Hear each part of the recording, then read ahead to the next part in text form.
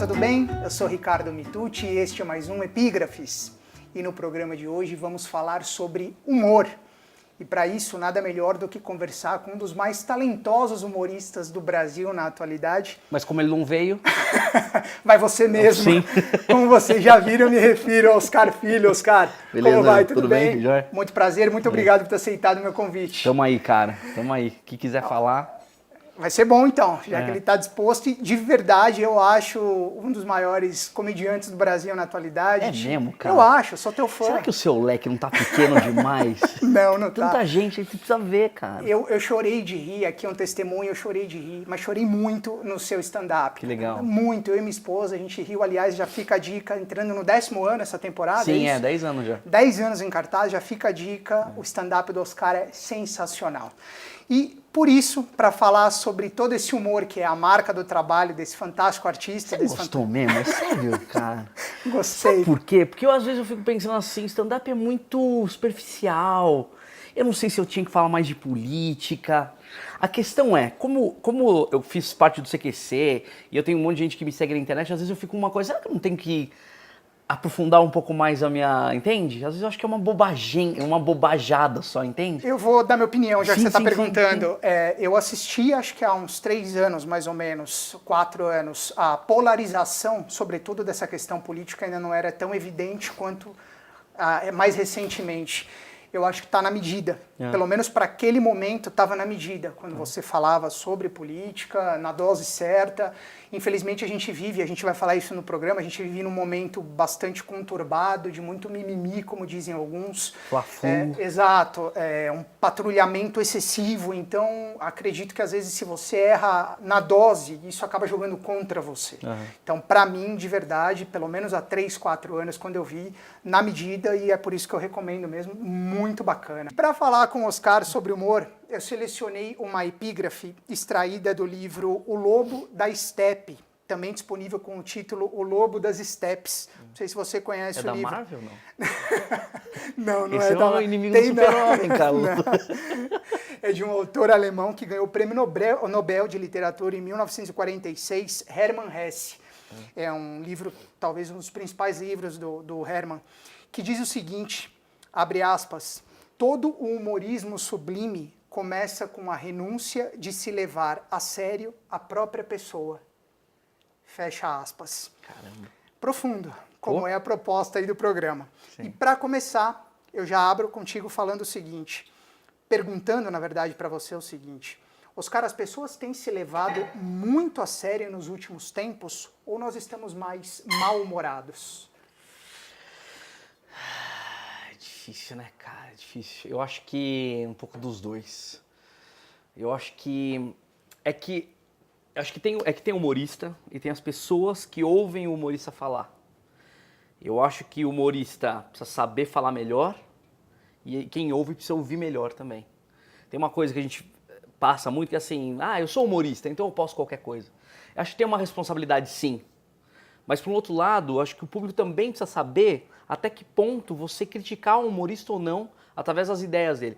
Tem uma coisa que acontece muito que é, eu posso não gostar de você, mas eu posso gostar das suas ideias. Ou o contrário, eu posso gostar de você, mas eu não posso curtir as suas ideias. Então precisa saber separar bem, entende? Às vezes as pessoas confundem muito o fato do humorista falar alguma coisa e achar que ele é aquilo que ele está falando. E às vezes ele está sendo só irônico ou sarcástico, que são duas ferramentas muito importantes do humor.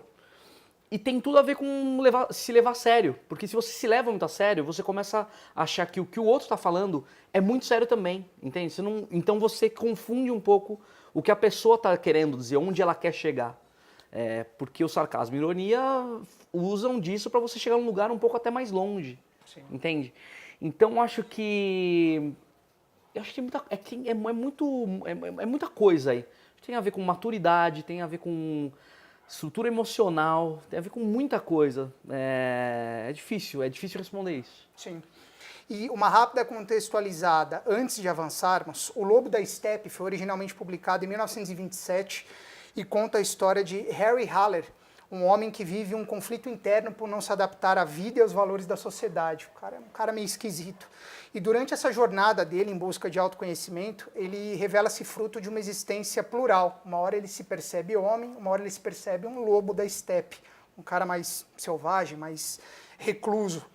Quando ele flertava com a loucura nessa busca pelo autoconhecimento, ele descobre no humor um caminho possível para a felicidade. Tá? Por isso, da escolha dessa epígrafe para o nosso debate. Legal. E dando sequência então, Oscar, falando sobre a serventia do humor para além da felicidade, como a gente começou conversando, Chico Anísio disse certa vez que, abre aspas, o humor serve para muitas coisas, inclusive para fazer rir. Sim. Fecha aspas. Essa frase, inclusive, ela está no livro Mau Humor, uma antologia definitiva de frases venenosas, do escritor Rui Castro. Qual a função social do humor, na sua opinião, Oscar? Então, para mim, eu vou levar para mim. Acho que é muito importante justamente por essa questão anterior que você fez, de se levar a sério. Eu acho que foi uma arma para mim, social, porque eu não era o cara que batia. Se for dividir assim, eu era o cara que apanhava, era o cara que todo mundo ia tirar sarro, ou por ser baixinho, ou por sei lá o quê. Então eu usava isso pra meio que me defender, assim, pra não, sei lá, pra não virar um cara, um adolescente quieto e recluso e tudo mais. Para se enturmar. Pra me enturmar, porque eu vi que e eu acho que eu descobri isso uma vez, quando os meus pais se separaram quando eu era muito moleque, muito criança ainda, eu tinha 6 anos. E eles brigavam muito, os meus pais. Era muita briga dentro de casa. E aquilo eu não gostava, eu achava aquilo ruim, pelo barulho, por ver duas pessoas que são os meus pais brigando e tal. E tinha um desenho do Pica-Pau, que era o caçador que caçava uns patos. E para chamar os patos, ele usava um pato de borracha. Não sei se você lembra disso. Claro, lógico. E daí o Pica-Pau, para sacanear, começa a soprar o pato de borracha até que ele fica gigante. E aquilo faz com que fique elástico. E o cachorro vai chamar o caçador, ele começa a puxar a calça do caçador. E vai caindo um monte de cuecas. Cai uma calça, cai uma cueca, outra, e, tipo, infinitas. E eu ria pra caramba com aquilo com 6 anos de idade. Eu achava, por que, sei lá, na minha cabeça, por que alguém usa tanta cueca assim? Sim. E pra parar uma vez a briga dos meus pais, eu fui no meu quarto, coloquei todas as minhas cuecas e as minhas calças. E comecei a tirar na frente deles, no meio da briga. Eu fui na frente e comecei a tirar. Aquilo fez com que eles parassem de discutir e começassem a rir. Pô, que legal. Então, de uma maneira inconsciente, porque não tinha, né, não dava pra, então isso mais isso é igual a isso. Eu saquei que o humor servia como uma arma social, como uma coisa, além de me enturmar, mudar uma energia. Então, acho que foi por aí, eu comecei a perceber que o humor podia mudar de verdade, assim. Sim. E ao longo dos anos eu fui percebendo isso concretamente, né? Com o feedback que as pessoas falavam e tudo mais. Aí você se convenceu que o humor era o teu caminho. Sim. Mas, ainda fazendo relação com a primeira pergunta que você fez, a tentativa é de não achar que isso é o must, a melhor coisa da vida, porque senão começa a me levar muito a sério. Claro. E daí eu começo a agir então como, não, eu sou humorista, cara. Sim. Eu sou o cara que muda climas por aí, entendeu? Sim. Esse é o perigo, essa é o ego daí, né? Você cair nessa coisa aí é um problema. E é uma tentação? Às vezes chega perto disso? Sim, porque você fala com muita gente, as pessoas te ouvem, você pode criar polêmicas, você pode gerar muita coisa mesmo. Sim. E principalmente nesse momento de rede social, onde você tem mais controle do teu, né? Sim. Antigamente na televisão era aquilo lá. Era o Chico Anísio falava lá, ele ainda tinha mais, porque ele aparecia no Fantástico, ele era mais... Agora, humorista da Praça é Nossa. Era na Praça é Nossa e só, entendeu? Hoje em dia, se você gosta de qualquer humorista, você vai ver o que ele tá falando nas redes, entende? Claro. Então é muito... Você tem um poder mesmo, é poderoso, né? Onde você foi assistir lá no Gazeta? É um teatro de 700 lugares. Você falar numa noite, durante 1 hora, é uma loucura você pensar. Sim. A gente tá pagando para ver um cara falar durante 1 hora, 700 pessoas ali, ó. Você pode falar o que você quiser. Isso é muito bom, mas pode ser muito ruim também. Claro. Se você dá uma deslizada, você pode acabar com a sua carreira. Verdade, faz sentido. Um viés do humor, Oscar, é a crítica, muito explorada pelo programa CQC, inclusive, onde você trabalhou aí durante muitos anos. Sobre a crítica pelo humor, o escritor Antônio Prata, na apresentação do livro Veríssimas, Frases, Reflexões e Sacadas sobre Quase Tudo, de Luiz Fernando Veríssimo, escreve, abre aspas, o verdadeiro humorista não é um mico de auditório, é alguém sempre a botar o dedo nas feridas. Fecha aspas. Como o humor pode manter essa característica numa época de patrulhamento exagerado da opinião pública? Algo que a gente vinha até falando aí na abertura da conversa. A gente... Acho que é uma responsabilidade mesmo. Aí tem a ver com a última pergunta, né? Tá muito entrelaçado mesmo, porque ontem eu assisti uma peça, A Morte Acidental de um Anarquista, do Dario Fo, e o Dario Fo, o Dan Stubach fala no momento da peça em que o Dario Fo fala isso, que a responsabilidade do humor é atingir os poderosos, não uma minoria. E eu concordo com isso. Você precisa saber a responsabilidade do que você fala, com quem você vai brincar, porque ele pode ser crítico, é isso, você pode ser muita coisa. Pode ser crítico, pode ser só engraçado, pode ser só entretenimento, pode ser só crítico. E se você tentar envolver tudo, talvez seja uma boa mistura. No meu caso, eu tento ser o mais universal possível. Até por isso que eu falei no começo se eu precisava aprofundar mais. Porque também eu tenho um pouco do receio de ficar chato. Se eu ficar só fazer um humor político, um humor social, pode ficar só chato. Pode virar só talvez uma coisa para o Pondé falar. Não que seja chato, mas é um cara que talvez tenha mais propriedade para falar de filosofia do que um humorista, que pode ser filosófico, mas tem que ser engraçado também. Claro. Se ele deixa de ser humorista, vai virar qualquer outra coisa. Então é uma coisa que eu penso muito. O que eu vou falar? Como eu vou falar? Como que eu fiz um texto agora sobre a Pablo Vittar.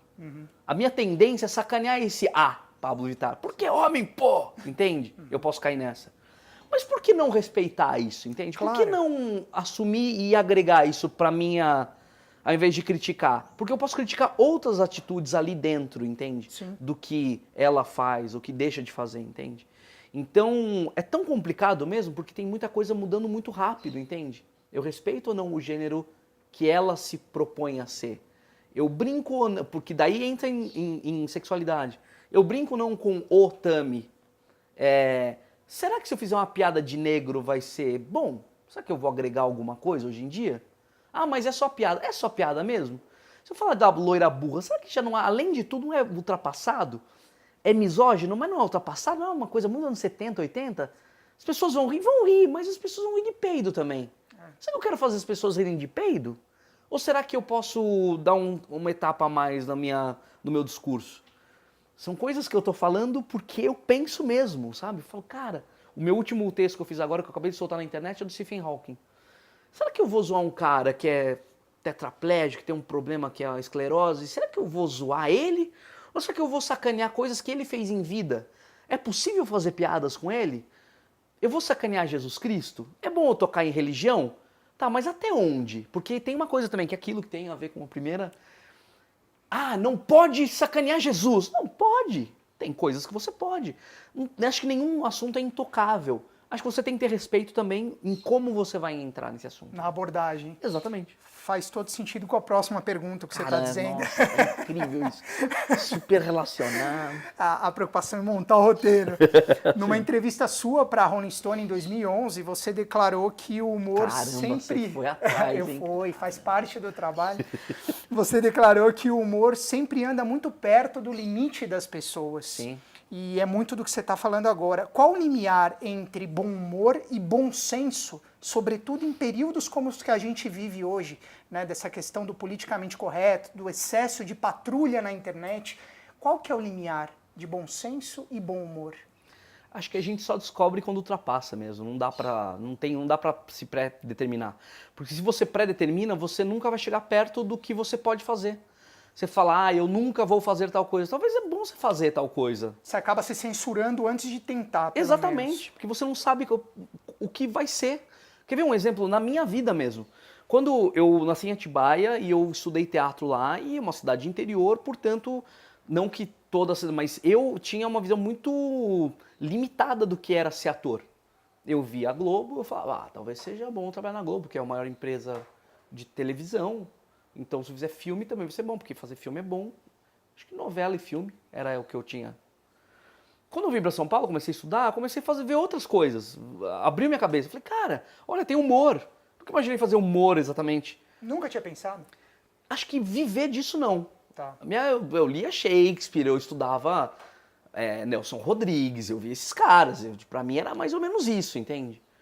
Aí quando eu vim para São Paulo, comecei a fazer humor, aí eu Aí uma vez, numa peça infantil, a menina que fazia com a gente tinha um namorado que era mudo, e portanto, que era surdo.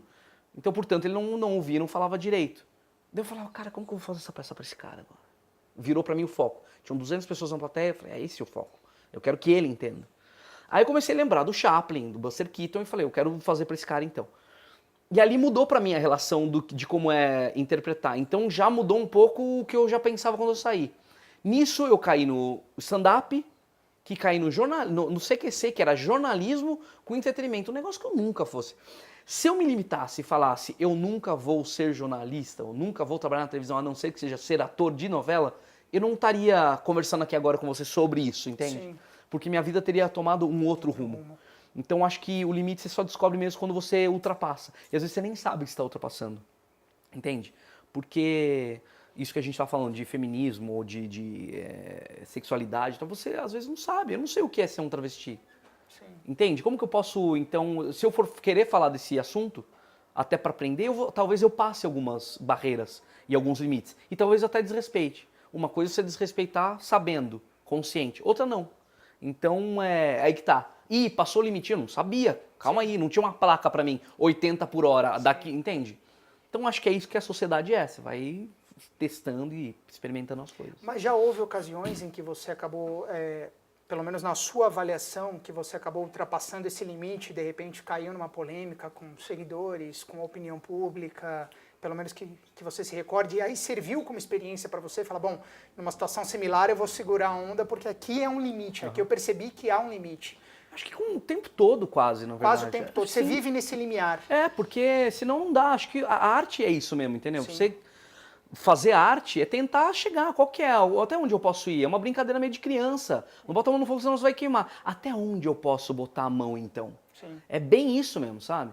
Acho que com Pablo é isso aí. Começou com uma piada que eu fiz no Instagram, que era uma apresentação em que parecia o saco dele.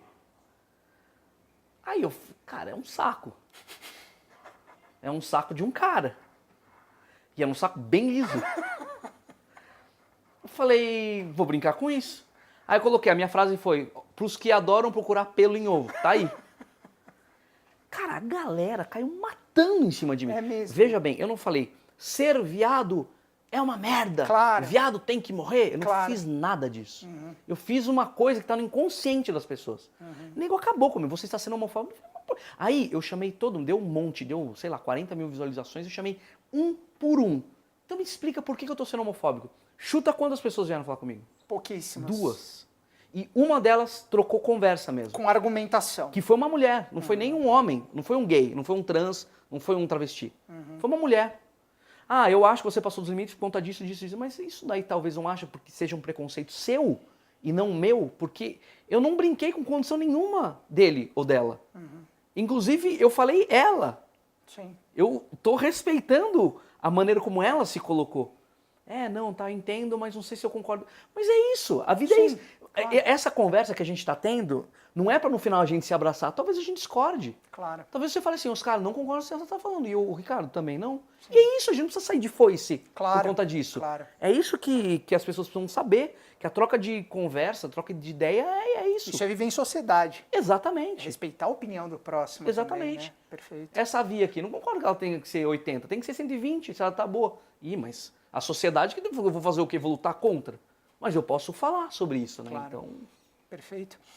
Oscar, ainda que o politicamente correto também haja sobre o formato atual do humor, como a gente está falando, como você explica o culto ao humor old school, quase sem amarras ou mesmo temas proibitivos, como era feito por Chico Anísio, os Trapalhões, Jô Soares e até mesmo pelo Chaves, né, mais recentemente, aí, anos 80, 90, 2000. É um humor que ainda, quando você assiste hoje, nessa época de politicamente correto, ele até choca, principalmente para quem não viveu aquilo, né? Como é que você explica ainda a admiração por esse tipo de humor num período em que bate-se nesse tipo de humor ao mesmo tempo? Como você explica isso? Eu acho que pelo contexto mesmo da época. Quando você vê um filme, por exemplo, De Volta para o Futuro, é um filme dos anos 80 que faz sentido ainda hoje. Então um filme que artisticamente é tão fechado nele mesmo, é um universo tão próprio, que você olha hoje e fala, esse filme não envelheceu tão mal.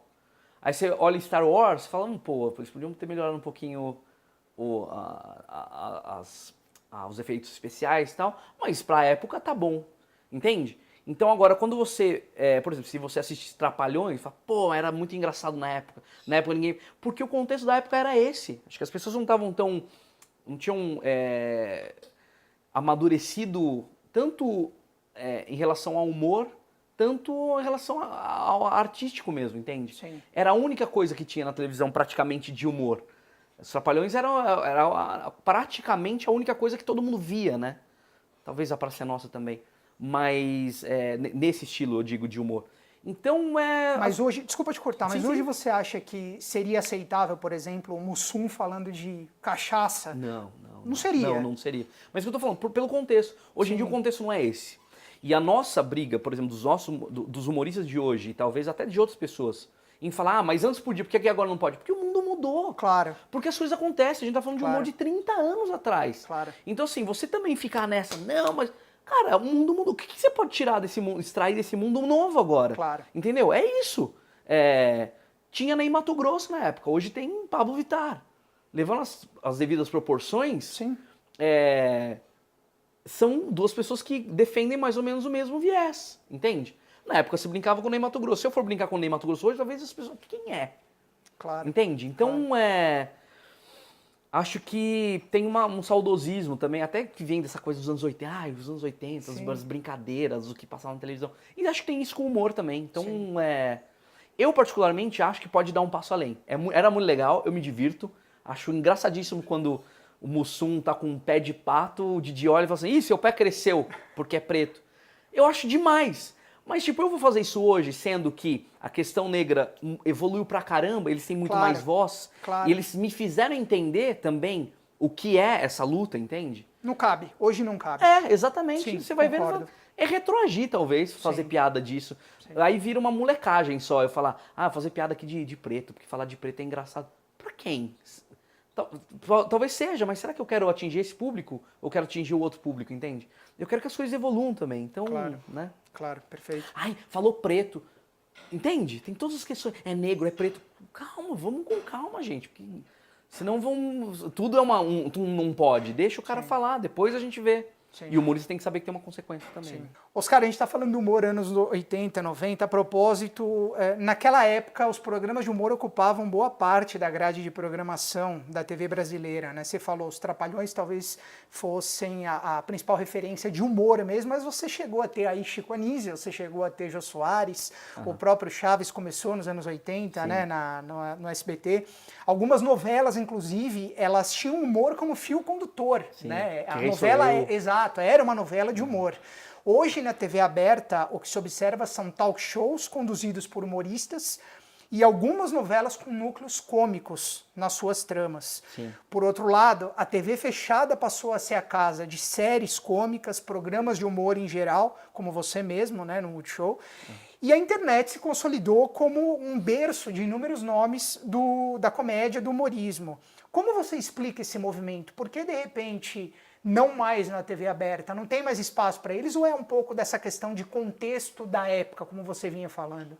Eu acho que a gente até conversou um pouquinho antes de começar, né? Acho que tem um desespero da televisão para entender o que está acontecendo. Porque as coisas estão mudando muito rápido, entende? Sim. Então, eu acho que eles estão tendo... É como se fosse um canhão atirando num alvo que eles não sabem exatamente para onde. O canhão eu chamo de tudo daí. Aí tem um pouco de culinária, com um pouco de humor, com um pouco de cenas engraçadas, aí tem arrumar a casa, arrumar o carro do pobre e arrumar a vida do pobre, e falar um pouco do rico. E é um negócio, você fala, calma, do que eles estão falando? Então é tudo, entende? Você pega um programa dominical, e fala de um monte de coisa. Pega sábado à tarde também, tem tudo, entende? Aí você fala, cara, o que é? E eu acho que é isso, agora estão formando os nichos mesmo, né? Vamos pegar esse público e vamos falar só disso. Vamos pegar aquele público e falar só daquilo. Por exemplo, cinema, eu adoro cinema. Não tem um programa na televisão que fale de cinema, na televisão. Não tem, difícil. Só TV fechada. E mesmo TV E mesmo fechada, assim, mesmo assim. aparece, estreou ali, tá bom, não analisa, não fala e tudo mais. Então acho que é uma evolução, mas ao mesmo tempo tá perdido, entende? Acho que antigamente a gente só tinha televisão para assistir. Sim. Então você podia verticalizar muito mais em todos os assuntos, entende? Sim. Tinha a Marta Suplicy falando sobre sexo na televisão. Meu Deus, sexo na televisão. Hoje vai falar, todo mundo fala de sexo, entendeu? É um programa ali no Altas Horas. Ali, É um quadro. 5 minutos ali, É. porque ninguém tá nem aí. Porque se eu quero ver uma coisa, eu vou na internet, ver de sexo, tem Xvideos. Aí você vai ver a coisa, não quer nem saber falar, você quer ver acontecer, entendeu? Sim. Então acho que tem isso, assim. Meio que um desespero para tentar agradar todo mundo, para poder ganhar dinheiro, audiência, e é isso aí, vamos aí. Tá tirando para tudo que é lado e vamos ver o que dá. Legal. E tem pouco acabamento artístico também, que é ruim, né? Sim. É meio feito às pressas e, enfim. Concordo. Você tá me fazendo todas as perguntas e nenhuma das perguntas foram me feitas, por exemplo, em televisão, porque não tem tempo. Pois é. O cara não tem tempo para estudar a pauta, o cara não tem tempo para ver o entrevistado. Não sei se interessa pra televisão também as perguntas. Pois é, exatamente. Então é uma miscelânea. Pergunta lá do CQC. Ele fez CQC, pergunta lá da polêmica. Exato. Apanhou, tapa na orelha. Bom, pergunta tapa na orelha. Aí você fica Acaba ficando meio raso, né? Pelo menos na minha opinião. Total. Superficial. Tudo. A nossa proposta é justamente outra, é mostrar um pouco mais, um tema indo mais a fundo nesse tema. E claro, mostrando ao mesmo tempo o nosso convidado também com outro viés, né? Então, não sei se cabe na TV. Eu acredito que até cabe, mas será que as pessoas realmente querem assistir isso? É uma pergunta que a gente faz e acho que é uma discussão válida de se ter. E também tem uma outra coisa, por exemplo, você falou dos programas humorísticos. Por exemplo, o Trapalhões era um programa que tinha o quê? 2 horas, se não me engano? Era Mais longo. ou menos, era bem longo. Então, se você tem um programa de 2 horas, você tem que se aprofundar no humor de uma forma muito fora. Porque assim, imagina que um sketch tem 5 minutos. Quantos 5 minutos cabem no programa de 2 horas? Então você tem que ir fazendo todo tipo de humor. Sim. Pra piada não repetir. E vai chegando uma hora, vai ficando perigoso. Claro. Você vai ter que fazer piada com negros, vai ter que fazer piada com gays. Ou você repete a piada. Exatamente. E aí acaba ficando maçante. Sim. Só que daí se você cai nesses tabus de sempre, religião e tal, começa a ficar perigoso. Hein? Então vamos diminuir, a gente faz o humor ali mais ou menos. Então por isso que viram núcleos pequenos de humor e... Faz sentido. Entende? Então menor o tempo e é isso aí. CQC começou com 2 horas e meia. Foi diminuindo. E, cara, estão batendo demais em político aí, hein? Talvez seja melhor diminuir isso aí, hein? Aí o programa sai do ar. Em termos estilísticos, por onde passa o futuro do humor, na sua opinião? Pelo chamado humor inteligente, que era aquele que no começo todo mundo convencionou a atribuir ao próprio CQC. Pela volta ao humor raiz, embora você já tenha falado um pouco disso, que a contextualização de época é outra, né? Ou há uma terceira via, na sua opinião? O que você acha que a gente pode esperar do humor? Eu não digo nem em termos de plataforma, né? Porque a gente está falando aí TV aberta, TV fechada, internet, mas em termos estilísticos, em termos de perfil. Para onde vai o humor, na sua opinião? Acho um absurdo você falar humor raiz, mas ao mesmo tempo Porque o que é o humor, né? O que é o humor raiz? Sim. Mas aí, se a gente pegar, o humor raiz é aquele humor que a gente conhece como humor. E o humor puro e simples que a gente está falando aqui. Mas esse humor puro e simples aqui no Brasil é isso, é sacanear o outro, né? Faz sentido. É sacanear os gêneros, as religiões e tudo mais. Que os Trapalhões faziam. Exatamente. Sem amarras, né? Só que daí, se a gente conhece só esse tipo de humor, a gente acha que é o humor primordial. Era tão bom na minha época quando fazia humor físico. Concordo com você. Entende? Sim. Então acho que a evolução disso é conhecer outros tipos de humor. Sim. Acho que não fazer mais do mesmo. Ir para outros. Lá fora tem humor de tudo quanto é coisa. Por exemplo, alguma coisa que te ocorre? É improviso mesmo. Tá. Improviso. Quando a gente começou a fazer stand-up, aí surgiu o CQC.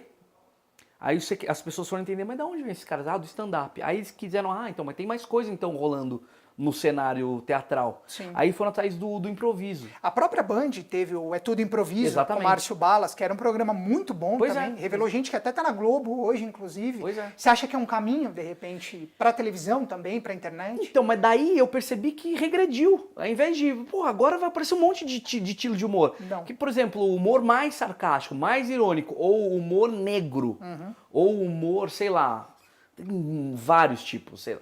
Humor de boneco, humor... Não, Então aí começa a ficar meio, cara, mas o que acontece? Parece que tem um máximo, um ótimo, um período ótimo e daí parece que regride de novo. Regride. Eu acho que a saída não tá na televisão, acho que tá na internet mesmo, que é onde as pessoas... Tanto é que as pessoas estão indo procurar fora, porque aqui dentro não tem muito, né? As pessoas gostam muito de Jimmy Fallon, por exemplo. Sim. Que é um humor ainda diferente do nosso aqui em termos de talk show, né?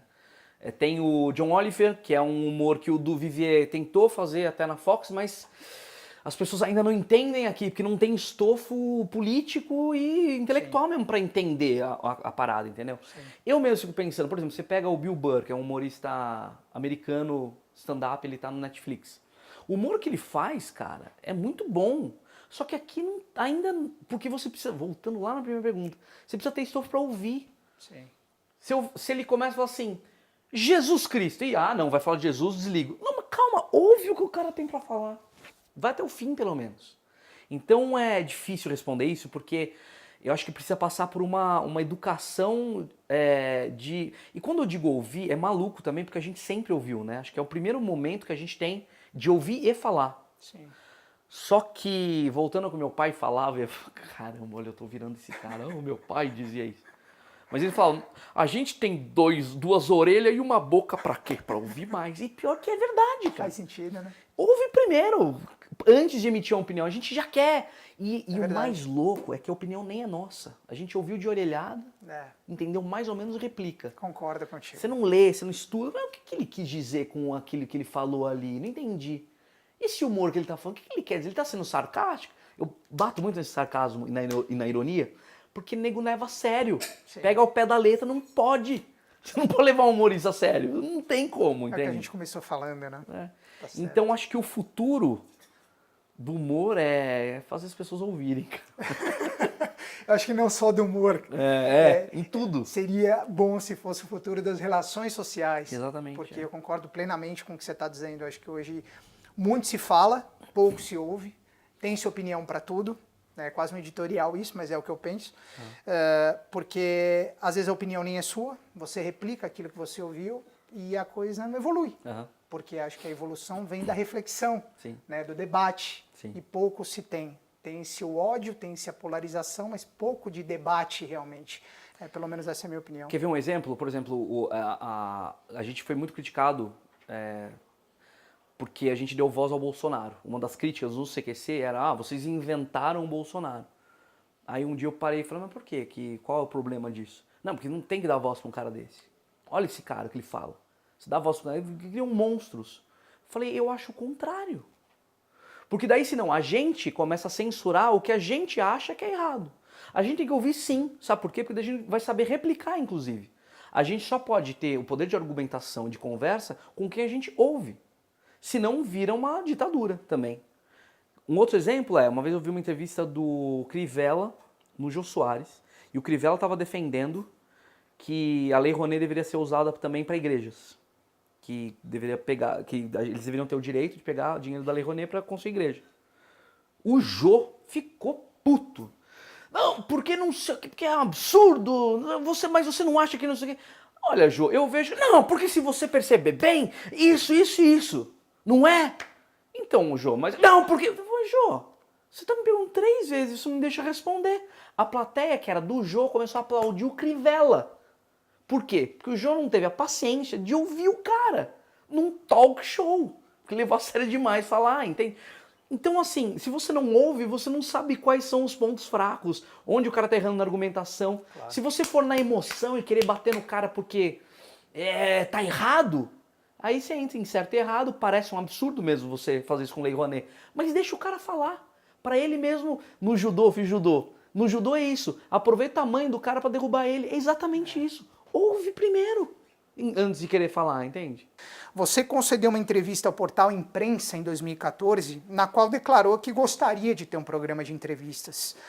No Brasil, o Jô, que também é um humorista, foi quem ajudou a consolidar esse formato, hoje consagrado justamente com a chamada nova geração do humor, a qual você pertence. E aí a gente está falando de Marcela Diné, Danilo Gentili, teu colega no CQC, Fábio Porchat e Tata Werneck, por exemplo. Os comediantes são melhores entrevistadores?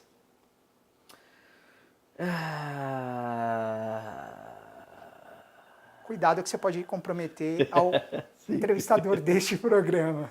Não, é que eu acho que o que acontece é o seguinte, o humor, ele, como a gente já falou, de que é uma arma social e tudo mais, o humor ele é muito palatável, o humor ele chega em lugares onde eu posso te atacar profundamente sem você perceber, às vezes. Não você, mas, claro, né? Dependendo do cara que tá ouvindo. Então, que era o que acontecia direto no CQC. Às vezes a gente falava absurdos na cara do cara, o cara... Ele não acompanhava. Até o cara entender, ele tá em casa dormindo. Sim. Ei, aquele moleque falou... Entende? Era muito rápido, né? Muito. Então, dependendo de... Então, o humor, às vezes, ele pega por aí e é mais fácil, né? Do que você falar sério e com pompas e garbo e elegância e tudo mais. Além disso, acho que o humor também, ele é engraçado. O humor é engraçado. Então, é melhor... De repente, os programas geralmente são à noite, então você tá antes de dormir ou qualquer coisa assim, você ri, dá umas risadas e dorme bem e tudo mais. Sim. Acho que ele serve para essas coisas. Então acho que é por isso que usam-se humoristas para isso. Mas, por exemplo, quando eu dei essa entrevista, quando me perguntaram isso, eu gostaria de fazer esse tipo de entrevista aqui. Tá. Porque eu penso que, às vezes a pessoa vai, tem uma entrevista com o Oscar Filho, ele vai rir pra caramba, ele vai falar tanta... E não, a gente mal riu aqui. Pois é. Então, acho que tem isso também. Eu acho que o ser humano é 3D, é em terceira dimensão. Tem o lado engraçado, mas tem infinitos outros lados. Sim. E é isso que eu gostaria de explorar em outras pessoas, para que não fique chapado, para não determinar a pessoa, entendeu? Sei lá, o Pondé, ele é só um cara filósofo. Não, tem outras coisas que ele pode falar. Claro. Que a gente nem imagina às vezes. Mas parece que o público não tá muito afim. Parece que quer mesmo ver o Oscar engraçado, ver o Pondé filósofo e aí estamos bem, entendeu? A minha vontade é, tentar outras coisas, entende? Uma hora eu tento, uma hora eu... Tá convidado, vamos dividir a bancada do Epígrafes, então. Boa. Agora, só para pegar o gancho, você acha que as pessoas não querem porque elas já estão estafadas ao longo do dia? Você falou, os programas geralmente são à noite. Elas querem realmente distração, sem pensar muito? Ou existe algum outro motivo, alguma outra razão para isso? Talvez seja estofo mesmo. Não sei se, por exemplo, a Marília Gabriela não está hoje em dia em TV aberta justamente por isso. Porque, não sei se não interessa saber muito da vida do cara sem ser com quem ele está comendo e para quem ela está dando. Sei lá, se é gay ou se não é gay. Que mais? Mais uma vez, só o superficial. Se tem dinheiro, se não tem dinheiro. Sim. Então aí fica, entendeu? A Marília Gabriela não vai perguntar esse tipo de coisa. Agora, os programas talk shows, não que o Danilo seja raso, por exemplo, que não é. Não que o Porchat seja raso, que não é. E nem o Adnet. Que não interessa, não dá muito... Eles até fazem, às vezes, as perguntas. Sim. Mas daí tem edição que vai falar, não interessa, isso aqui não dá. Entendeu? O negócio é dar risada, fazer a piada. Então, nesse sentido, eu acho realmente que a televisão dá uma manipulada bacana nisso, assim. Sim. E não porque a televisão também é filha da puta, entendeu? Ou filha da mãe. Porque, entende? Porque estamos politicamente... Mas é porque às vezes é o interesse do jogo mesmo, entende? Claro. Às vezes também essa coisa de endemoniar a televisão. Não, porque a televisão... Não, às vezes não é. Às vezes é mercado. É questão tão mais prática, claro. Entende? Do que essas coisas acabam passando por cima, assim. Sim. Mas tem, de novo, acho que tem a ver também com o público querer coisas diferentes. Sim. Se a televisão oferece um talk show que é superficial, assista, tudo bem. Mas também vá ler o livro, vá ver uma entrevista um pouco mais profunda, vá ver um político, vá ler um jornal, saber o que está acontecendo no país, entendeu? Claro. O meu papel, é por isso que daí volta no que a gente já falou, eu fico pensando, será que eu poderia ser mais profundo? Não, eu acho que eu preciso fazer o meu trabalho, que é fazer rir. Eu tenho que fazer isso bem, da melhor forma possível, usando quaisquer que sejam as ferramentas. Porque não é minha culpa que também o cara não vai se informar, entende? Claro. Eu não posso fazer tudo, não posso ser o cara que vai fazer tudo, não posso carregar essa responsabilidade. Mas acho que o público tem que fazer a lição de casa também. Claro. Eu tenho engraçado e tenho a informação, não vou ver muito o que está passando ali no jornal. Isso aqui não vou só rir. Aí você vai se ferrar lá na frente. Lógico. Só quando você tiver um filho, quando tiver que pagar imposto, quando a vida vier mesmo. Aí você, cara, devia ter me Seria bom mais. se a vida fosse só humor, só riso, né? Sim. Numa outra entrevista que você concedeu, Oscar, desta vez para o programa Pra Frente do Portal IG, em 2017, você deu a seguinte declaração, abre aspas, o único lugar que sei que é meu é o palco, fecha aspas. O palco é uma espécie de libertação para o humorista? Tá, pra mim, eu não sei se pro humorista, porque cada um usa as ferramentas como eles querem, né? Claro. Às vezes é um negócio só de você se mostrar, olha o que eu sei fazer, olha. Pra mim é um lugar que é isso, ninguém toma, ninguém toma. Ali naquela hora é meu, entende? E não tô falando isso como olha, como... Não, é um negócio que eu me sinto sublime, que eu me sinto a essência, eu lembro da minha vida, eu não admito fazer aquilo de uma forma automática para ganhar dinheiro. Ganhar dinheiro é incrível, cara, eu tenho que sustentar meus gatos, tenho que dar leite pros meus gatos. Leite, eu dou leite pros gatos, né? Mas, entende? Mas é um lugar em que, assim... Aí eu entendo o que acontecia antigamente na ditadura de nego falar e a polícia vir. Eu entendo, porque tem a ver não só com a arte, tem a ver com a vida. É um negócio que você... É a tua... Se me tirarem isso, cara, eu não sei se eu vivo, sabe? É um negócio que... É um momento que eu posso falar. Por mais besteira que eu fale, por mais bobagem, por mais que não vá somar na vida de ninguém, é o meu lugar, é o meu cantinho ali, sabe? Sim. Acho que talvez mais até que na minha casa. É maluco, mesmo? É. Eu tô em cartaz, cara, desde 2000. Eu cheguei em São Paulo, entrei em cartaz e não saí mais. Todos os anos, pelo menos 10 meses por ano. Desde que eu comecei em 2000, eu tô em cartaz. Então eu posso dizer que eu tô em cartaz Há 18 anos. Há 18 anos, sem parar. Fantástico. Entendeu? E não é porque, pra falar isso em entrevista, Sim. é porque é um lugar que eu me reconheço. Você está em casa. Eu falo, cara, e é um lugar que eu aceito que me vaiem também, se eu não falar uma coisa, entende? Já aconteceu? Já aconteceu E sim. qual que é a tua reação? Se isso Foi um show em Mossoró, inesquecível isso. Mossoró? Mossoró. É. Eu tava fazendo show, e tinha um bêbado lá no fundo, e eu fui sacar que ele era bêbado na conversa, né? Que ele tava bêbado. Porque eu fazendo show e o cara meio que, não sei o quê. Eu continuei, não sei o quê. E a gente tem várias artimanhas pra fazer o cara parar. Sim. Eu usei todas elas e o cara não parou. Até que uma hora eu achei que tava atrapalhando o público. Falei, cara, você quer fazer suas piadas? Vem aqui então. E eu sento no teu lugar. A galera começou a me vaiar. É mesmo? Porque eu pensei que eles estavam atrapalhando. Eu falei, olha eu aqui achando que tava atrapalhando.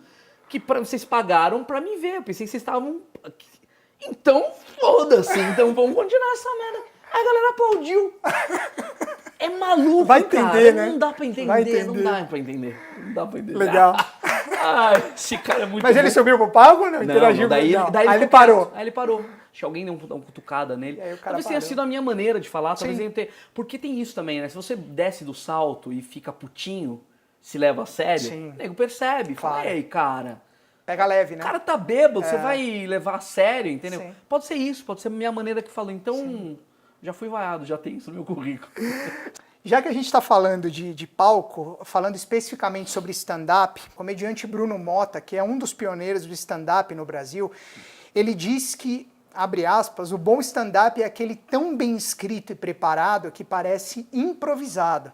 Você suja o texto, e esse suja entre aspas também, e faz como se estivesse raciocinando tudo aquilo na frente da plateia, fecha aspas. Se um bom texto é a chave para o sucesso do formato stand-up, onde entra o talento do humorista? Eu acho que é falar mesmo. Acho Na que interpretação. esse sujar que ele falou, e eu concordo plenamente com o que ele falou, é exatamente isso, assim. Lembro que quando a gente começou a fazer lá no Beverly Hills, um bar que tem aqui em Moema, o palco, vamos supor que fosse aqui, entendeu? E a gente fosse o público aqui virado pro palco. Tá. Então o que acontecia era, alguém vendo eu sair daqui, vamos supor que você fosse o público, Tá. eu saindo daqui pra fazer Pra ali. lá. Aí o cara só fazia isso aqui, ó. O cara falava, eu ali falava, qualquer um voltava. Na cabeça do cara, ei, eu consigo fazer isso aí. O cara tava aqui, foi ali, falou meia dúzia, falou qualquer coisa ali. Que é isso? É o parecer que você tava ali tomando uma cerveja, tomando um refrigerante, tomando sei lá o quê, comendo qualquer coisa, comendo um bolinho de chuva. Levanta, fala meia dúzia de groselha e volta. Tá. Então quando tem isso, é incrível, porque daí parece mesmo que é a arte do teatro. A arte do teatro não é a arte de falar a verdade, é a arte de mentir. É você subir no palco e falar, caramba, o cara... Quantas vezes eu já ouvi falar, nossa, você parece mais alto no palco. Sério? Pô, consegui, cara. Você ganha uma magnitude, um tamanho, que daí... Porque, não, eu tenho 1,68m, tá ótimo pra mim. É um baita elogio isso pra mim. Ou quando eu fazia um grupo chamado Os Cretinos, a gente foi fazer parte da Terceira Cena, uma apresentação, e eu fazia um personagem chamado Beth a Indestrutível, que era uma mulher que passava por 1001 e morria e depois ela voltava. E eu fazia de mulher. No final do show, veio um cara de alguma empresa, assim, elogiando pra caramba, porque ele queria investir o dinheiro dele em alguma coisa de teatro, tá? E elogiando. E tava nós 5 do grupo, a gente tava ali. E ele falou, nossa, parabéns, muito bom, tal, tal. Nossa, aquela mulher é espetacular, caramba, que atriz boa. Cadê ela? Não acredito. Aí os 4 olharam pra mim, assim, eu falei, sou eu. Cara, isso foi um dos maiores elogios que eu recebi, porque o cara não conseguiu diferenciar. Então, acho que essa sujeira que ele fala é isso, é você ser capaz de escrever um texto, ou pegar o texto de quem quer que seja, e parecer que você está raciocinando ali na hora, que é o que o ator faz. Sim, perfeito. Uma das marcas, na minha opinião, da sua carreira como humorista, são seus trejeitos. Algo consagrado com figuras de peso do humor mundial, como Jerry Lewis, o Rowan Atkinson, Mr. Bean, Jim Carrey, né, mais recentemente. Fazer rir com poucas palavras, ou até sem palavras, é mais difícil do que com um bom texto, um bom roteiro? Putz, é que daí a gente entra numa seara do que é mais engraçado, o que é melhor, o que é mais inteligente e tal, né? Nem tanto nesse sentido, mas pro humorista, você que é um cara bom nisso, é mais difícil você provocar o riso no seu público sem um texto, só com os trejeitos? Ou é bem diferente uma coisa de outra? É que assim, se eu começar a tremer aqui agora, talvez você ria. Se eu continuar tremendo, talvez você continue com o sorriso. Se eu continuar tremendo, você vai falar, onde ele vai com essa porra? Ou vou achar que você tá tendo uma convulsão, né? Exatamente. Sim. Se eu continuar a fazer isso por 4 minutos, os caras da câmera vão embora e vão falar, o cara tá idiota. Então isso também é roteiro. Às vezes a pessoa acha que eu tô ali tremendo, porque eu tô tremendo, que é fácil fazer uma careta. É fácil fazer uma careta, mas em que contexto você faz essa careta? O peido. Peido é engraçado? Você tá sorrindo por causa disso? Sim. Se você colocar ali o contexto do peido numa coisa que pode ser incrível, entende? Quer ver um exemplo bem bobo, assim? A gente tava uma vez na aula, uma aula de interpretação, e tem muito isso de, né, em aula de teatro. Ah, você está em tal lugar fazendo tal coisa. E o professor falou, vocês estão todos trabalhando numa sexta-feira, vocês não veem a hora de ir embora para casa. E aí ele ia falando. Então, daí a gente lá, fingindo e tal, trabalhando e tal. Então, deu a hora de ir embora. Aí todo mundo feliz e tal. Aí, bom, agora vocês estão saindo do prédio. Tem uma marquise. E começa a chover torrencialmente. E daí todo mundo fazendo chuva. Está chovendo e o seu carro está ali do outro lado da rua. A tua questão é, você sai correndo no meio da chuva porque você está com pressa e não vê a hora de chegar em casa, ou você espera um pouco a chuva passar? Aí cada um fez lá. Terminou o exercício, tá? Agora eu tenho uma pergunta pra você. Por que só o Alex, um amigo meu inclusive, que a gente veio pra São Paulo junto, por que só o Alex fez isso aqui, ó? Isso aqui é o símbolo universal do está chovendo? Que todo mundo faz. Sim. Porque na cabeça de todos os outros alunos, fazer isso aqui era muito clichê. Naquele dia eu falei, puta, é verdade, você pode fazer coisas clichês, contanto que você faça bem, contanto que você use isso de uma maneira que encaixe e que fique artístico. Sim. Então, assim, às vezes a gente tem essa coisa do que fazer careta é um humor mais fácil e tudo mais, mas ele precisa ter um contexto. Acho que, então, quando eu penso em fazer uma careta, ou um trejeito, ou um humor físico, ele tem que estar dentro de um roteiro. Senão ele vira só um espasmo, vira só um ficar se pavoneando. Não cumpre uma função. Exatamente. Então acho que você lembra da morte do chinês? Sim, não, fantástico. Que quando eu comecei a escrever essa piada, eu faço uma piada que é uma morte do chinês. Porque os chineses, os orientais, demoram tanto para morrer no filme. Quando eu escrevi, é uma coisa que me veio na hora... Quando eu nem escrevi, quando eu tava fazendo show, eu tava falando de filmes, e me veio essa coisa, assim, me veio no palco.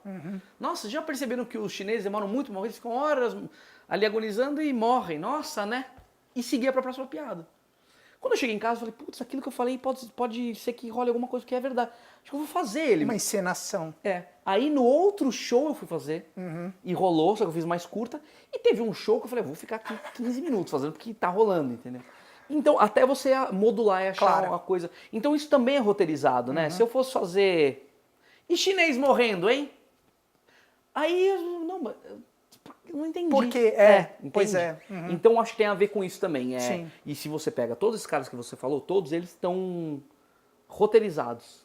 Não é uma só... Claro que tem o de improviso, óbvio. E às vezes você acha piada no palco mesmo. Como já aconteceu milhares de vezes comigo. Mas a maioria é roteirizado, entendeu? A maioria você pensa naquilo. Legal. Por ocasião do lançamento do seu livro, Autobiografia Não Autorizada, o nome é fantástico. Você declarou ao portal UOL em 2014 que, embora tivesse, na época do lançamento, 35 anos ou algo assim, uma biografia fazia sentido porque, como humorista, você buscava narrar histórias engraçadas da sua vida. Para você, o humor mais direto, ele é pouco explorado na literatura contemporânea? Você pensa em escrever novos livros nessa mesma linha, mais bem-humorada? Não sei. Eu não sei porque depende do que eu... A minha preocupação, por exemplo, com esse livro é ter um porquê de escrever esse livro. Por que eu vou contar da minha vida? Interessa a minha vida? Não quero saber do Justin Bieber, ele tem, sei lá, 11 anos de idade ainda, não sei que idade. Também não sei. E ele tem uma biografia, sabe o que eu quero saber da vida desse cara? Tem uma biografia do Naldo. O Naldo tem uma biografia. O Naldo tem uma biografia. O Naldo. Sabe o Naldo? O Naldo, cara, do Naldo tem uma biografia. Aí eu penso, cara... Eu tenho que ter. Não que eu tenho que ter, mas é porque a biografia dele, inclusive, saiu depois da minha. Mas eu falo, cara, esses caras estão fazendo, eles estão fazendo pro público deles. Se eu for fazer, acho que é pro meu público, mas eu vou tentar fazer bem, pelo menos. Eu não quero ler a biografia do Naldo, que não tem porra nenhuma pra contar. E, entendeu? Não que eu mas é que tá, não que eu tenha também, mas se eu contar isso como humor e coisas reais, talvez pelo menos eu vá surtir algum efeito emocional na pessoa. Sim. Então por isso que eu falei eu não sei, porque eu não sou um escritor. Eu posso vir a ser um escritor, entendeu? Eu posso ser um cara que estude um pouco mais de literatura e a arte de escrever, que é outra coisa. Escrever pro palco é uma coisa, escrever pra literatura é outra. Estudar um pouco mais para poder então criar uma história. E daí, porque nesse livro conta a minha vida, então tem um porquê. Olha, eu vou começar contando de quando eu tinha 0 anos até 35 anos.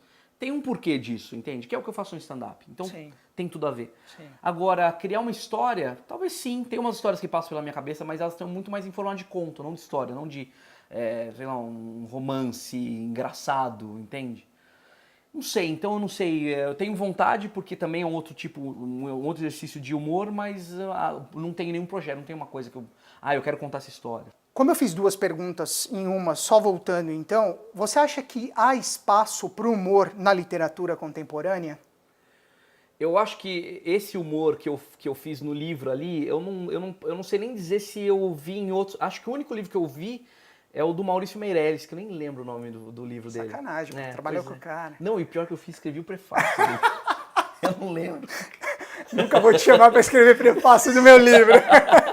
Mas é porque é isso, ali ele usa um tipo de humor que é como se fosse... Ele até diz isso, né? Quando ele me chamou para fazer o prefácio, é porque são vários que fazem o prefácio. Ele foi bem espertinho, ele chamou todo mundo conhecido para fazer o prefácio, falou, olha, não sei quem, não sei quem. Mas ele usa um artifício ali que eu acho bem interessante, que é isso, que é parecer que você está conversando com a pessoa. Sim. Que era o efeito que eu queria dar no meu livro também. E deu. Então, quando eu mandei para Saraiva para eles revisarem, eles mudaram um monte de coisa, colocação, conjugação e... Eu falei, não, é pra mim, não é para mim. Eu vou ir lá, como se eu estivesse errando mesmo, que é o jeito que a gente fala, porque... Tem isso, né? Tem a literatura escrita e tem a literatura falada, que é o que eu gostaria que fosse falada, entende? Para que a pessoa tenha a sensação. E muita gente falou isso. Cara, eu tava lendo, eu tava vendo você falar aquilo. Exatamente. E era isso que eu queria. Nesse sentido, eu acho que foi incrível que eu queria ler. Não, porque eu consegui fazer uma coisa que eu queria mesmo. Porque a literatura, às vezes, eu acho que ela afasta. Uma outra coisa, quando a gente começou a fazer o CQC, era incrível pra mim, gente de 14, 13 anos falando, cara, eu gosto de assistir o CQC, não só pelas piadas, mas vocês fazem piadas com gente que eu nunca ouvi falar. Então, vocês são uma porta de entrada que pra mim é até meio política, não é profunda, mas enfim. Quem é Ciro Gomes? Por que vocês fizeram piada com ele? A pessoa ia lá na internet e procurava. Então, acho que o meu livro, de alguma forma, eu não acho que isso, não que isso tenha uma representatividade, uma importância, mas de alguma forma, para quem nunca leu o meu livro, e já aconteceu isso, eu nunca tinha pego um livro na vida. E eu li teu livro e me deu vontade de ler outros. Isso é legal, isso aí interessa, claro, entendeu? Cumpriu uma função, né? Exatamente. Nesse sentido, me dá vontade de escrever mais assim, desse jeito, que é um jeito menos literário, que é menos, entende? É mais informal, é mais você falando como se você realmente estivesse falando diretamente com o cara num stand-up, no seu palco. Exatamente. Legal. Até porque sempre que eu falo, cara, não conseguiu ler meu livro ainda, bota lá da privada. Você fala isso nessa sério, entrevista. Porque é rápido, cara. Tem 100 histórias ali, mas cada página tem 2, 3 páginas. Numa sentada, vamos dizer assim, você lê 2 histórias ali em 3 dias, dependendo de como trabalha o seu estômago. Você lê rápido, entendeu? E você pode, inclusive, usar as folhas para outros fins. Basicamente. Isso vou ter que deixar. Tá parecendo o Paulo Soares, o amigão, né? SPM. Com Antero Greco. Aliás, um abraço pros dois, sou fã dos dois. Eu tô parecendo ele agora. Você quer ser top 5? Sem top 5, né? Sempre. Sim. Pra gente... Mas só isso, eu acho legal. Por exemplo, eu amo o Luiz Fernando Veríssimo, adoro a maneira dele escrever. E acho que é um caminho. Eu não me equiparo a ele, assim. Ele tá anos-luz do que esse livro que eu escrevi.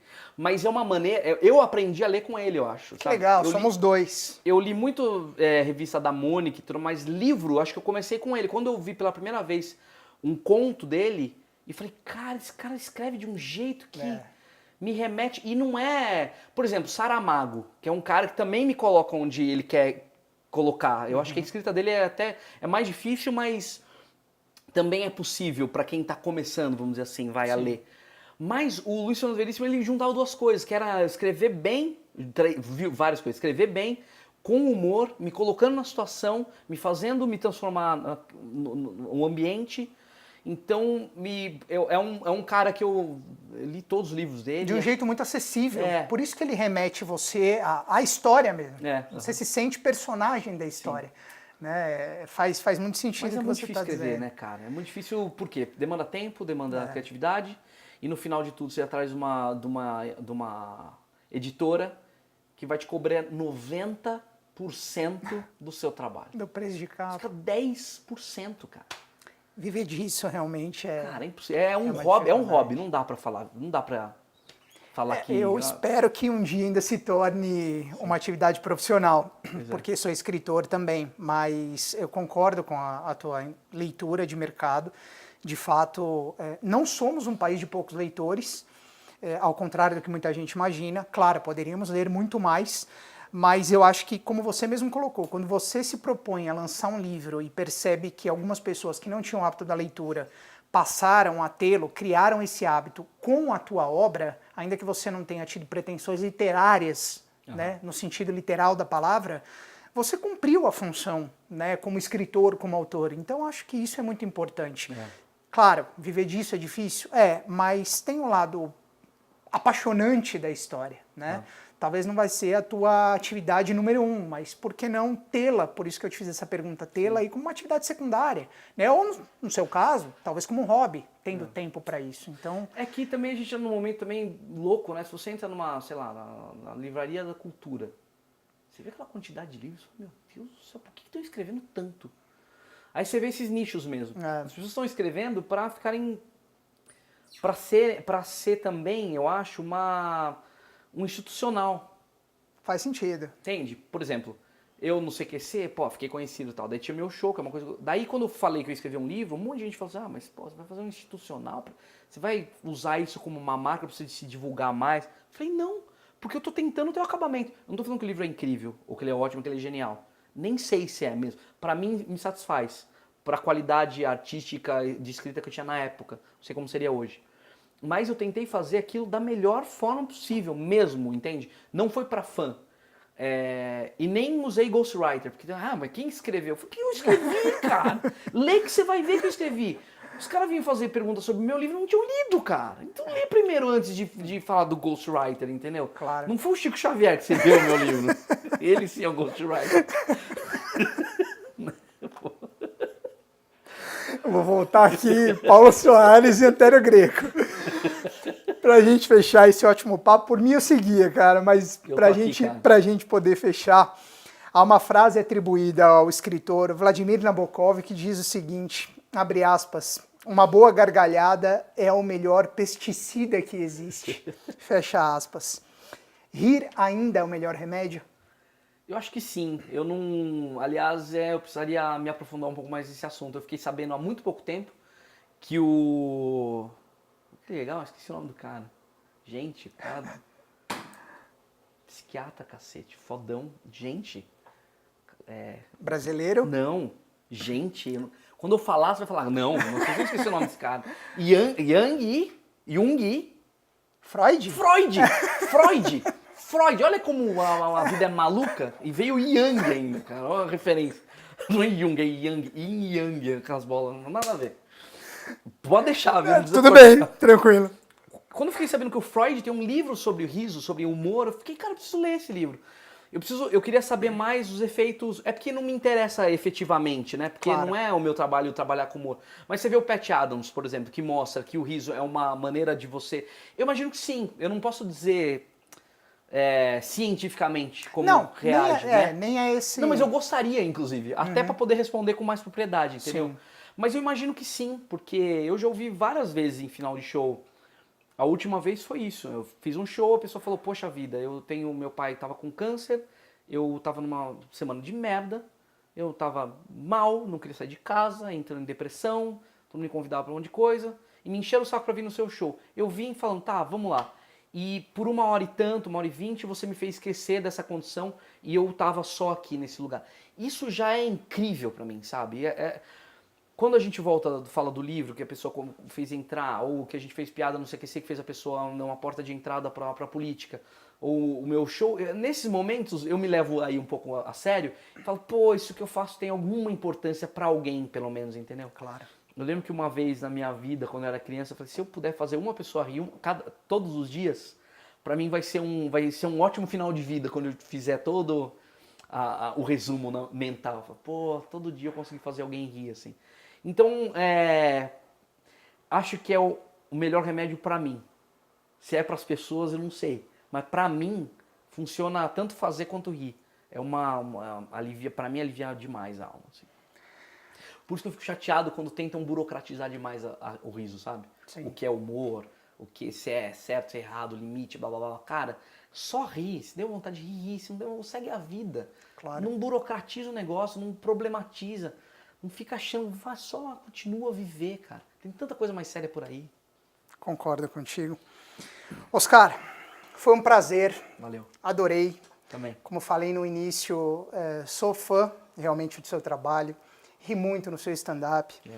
Ri muito com você no CQC. Mesmo quando você tomava os tapas nas orelhas no Proteste Já. Mas brincadeiras à parte, acho que a proposta do programa era muito interessante, por isso que foi um programa que se destacou e permaneceu no ar durante muito tempo, graças ao talento de quem o fazia, você e todos os seus colegas. Então foi um prazer recebê-lo no programa e muito obrigado por ter me recebido na sua casa para essa entrevista. Imagina. Eu conversei com... Ei, mas deixa eu falar também, caralho. Pô, por favor, vamos lá. Eu só ia fazer a apresentação final, digamos assim, mas vamos lá. Não, o que eu achei muito legal também, cara, eu acabei de estrear, eu não sei quando esse vídeo vai entrar, mas eu acabei de estrear meu show aqui. Estamos em março. Aí, eu tô divulgando onde eu posso meu show, porque, né, as pessoas precisam saber. Claro. E as perguntas que me fazem são sempre as mesmas, e isso não é que me irrita, mas eu acho que empobrece as possibilidades que a gente tem. Porque as perguntas são sempre as mesmas, é sempre de polêmica e tudo mais. E acho que o ser humano é muito mais do que isso, entende? Então é instigante, relaxante e até me dá mais vontade de continuar quando tem entrevistas assim que pegam outras coisas, porque o mundo não é só o que as pessoas sabem mais ou conhecem mais. Então é legal ter esse tipo de conversa, ter esse tipo de pergunta, ter esse tipo de resposta e de brincadeira e de risada. Porque eu acho que é isso que é, não é só polêmica e vamos mais likes, mais visualizações. Então, parabéns, cara. E obrigado por estudar a minha vida e se dedicar, e eu fiquei muito feliz. Eu quero que você saiba disso. Pô, ganhei o dia, não tem mais nada para falar, né? Obrigado mesmo. Eu conversei com o autor, ator, humorista, Oscar Filho, um dos mais talentosos humoristas da nova geração, na minha opinião, como eu falei, ex-repórter do programa CQC da TV Bandeirantes, possui mais de uma dezena de peças de teatro e 2 filmes no currículo, certo? O seu stand-up, o Putz Grill, aquele que nós falamos o tempo todo praticamente, pro qual eu dei até um testemunho, completa 10 anos em cartaz agora em 2018, já rodou mais de 120 cidades e foi visto por mais de 1 milhão de espectadores, entre eles eu e minha esposa. Em 2011, inclusive, o stand-up rendeu ao Oscar o 10º prêmio Jovem Brasileiro como melhor stand-up comedy na categoria teatro.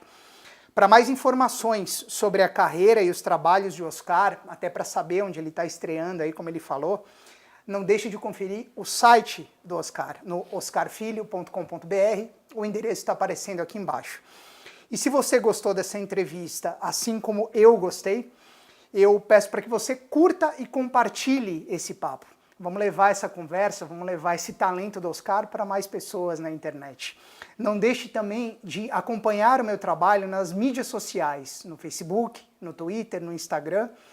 Curta e compartilhe os posts dessa entrevista e não deixe também de se inscrever no meu canal no YouTube. Clica lá no sininho, todo vídeo novo você vai ser informado.